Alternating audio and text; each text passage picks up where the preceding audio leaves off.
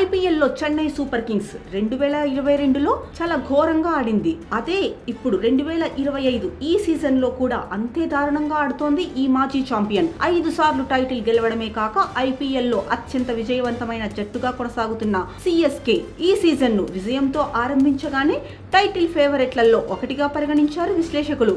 కానీ ఆ తర్వాత ఆ జట్టు గెలుపు రుచే చూడలేదు. ఈసారైనా గెలుస్తుందని అభిమానులు ఎదురు చూస్తున్నారు. కానీ నిరీక్షణ కొనసాగుతూనే ఉంది. గాయపడ్డ రుతురాజ్ గైక్వాడ్ స్థానంలో ధోని పగ్గాలందుకోవడంతో జట్టు మారుతుందని ఆశిస్తే ప్రదర్శన ఇంకా తీసికట్టుగా తయారైంది. సిఎస్కే కు కంచుకోట లాంటి చపాక్లో వరుసగా 3 ఓటములంటే అసామాన్యమైన విషయం.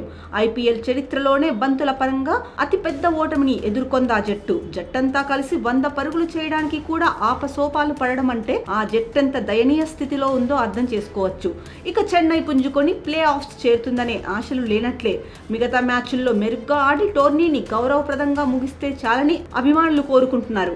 మరి కెప్టెన్ మహి మళ్ళీ ఒకప్పటిలా మ్యాజిక్ చేయగలడా? అతడికి జట్టు సహకరిస్తుందా? ఏది ఏమైనా ఇప్పటికే ధోని ప్రదర్శన పైన అయితే అభిమానులు తీవ్ర అసంతృప్తితో ఉన్నారు.